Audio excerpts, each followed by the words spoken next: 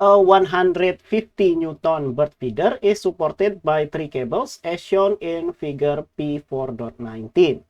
Find the tension in each cable. Okay, let's use the intersection between all the cables as our reference point.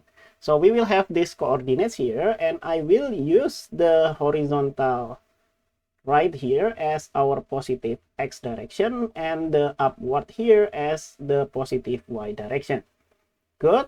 And now let's draw all the forces that works in this system. Okay, so we have obviously the weight of this bird food feeder. So we will have the force by the weight of this one, right? So we will have Fw. And that means that we have 150 Newton. Okay, so let's draw that. So I have 150 Newton. But then I also have the cables here that each has its own tension, right? So we will have this one here. Let's name this here as T1, T for tension. So we'll have T1 here. And I also have this one here, which is, I name this T2. Good. But I can also have this angle here, right? Because this is 60 degrees. This was also 60 degrees. So we have 60 degrees here. And this angle here is also this one, right? Because that is an opposite angle in a parallel system, right? This one and that one is in parallel, right? Good.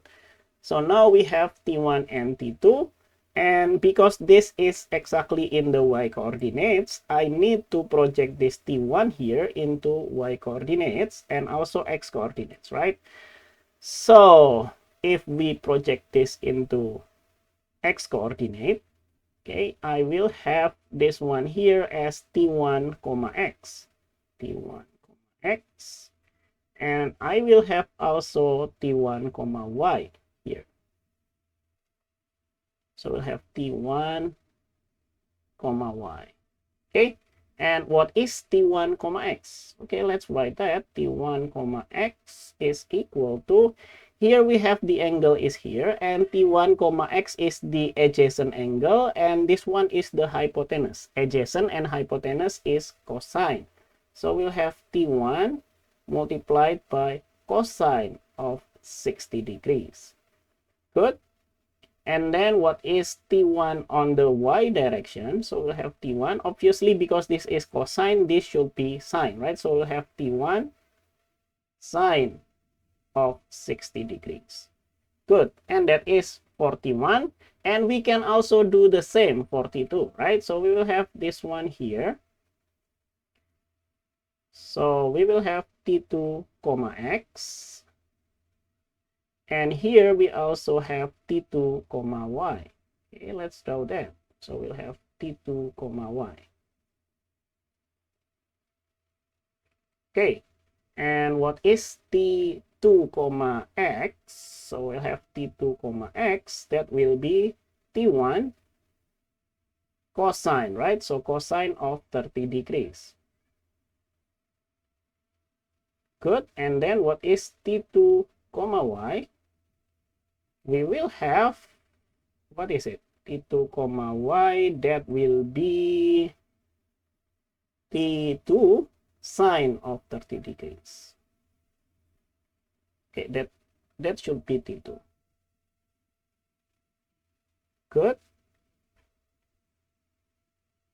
And now because we have the system that does not move, right? So we will have the acceleration here is equal to 0.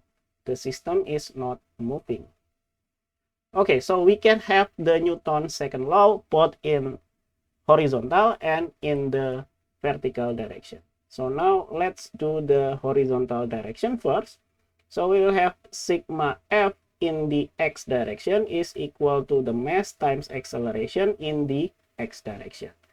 Okay, because the system is not moving, we will have this equal to 0. And then on the positive side here, I will have T2, x. But then T2, x is T2 cosine of 30. So I have T2 cosine of 30 degrees.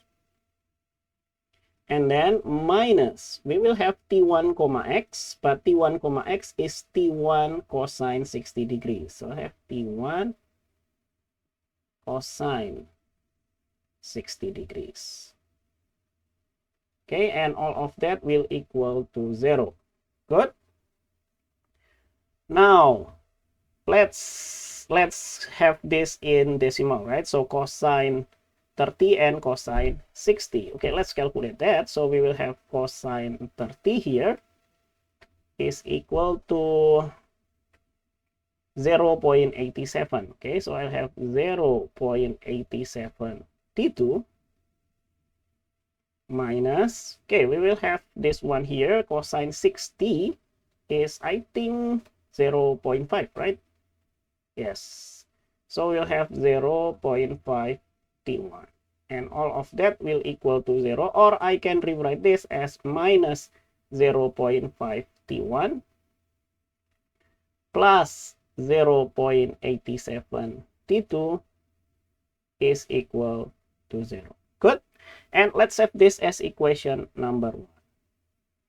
And then I can use another direction here, which is sigma f, but this time in the y direction, and that will equal to the mass times acceleration in the y direction. Because the system also not moving in the y direction, this right hand side also equal to 0. And so we will have sigma fy. So we will have t1 comma y. T1 comma y is t1 sine 60. And then minus, no, plus, because t2 comma y is also upside, right? So we'll have t2 sine of 30 degrees. And then minus this force by the weight, right? So I have 150. And all of that will equal to 0. Okay, now let's calculate sine 60 here. Sine 60 is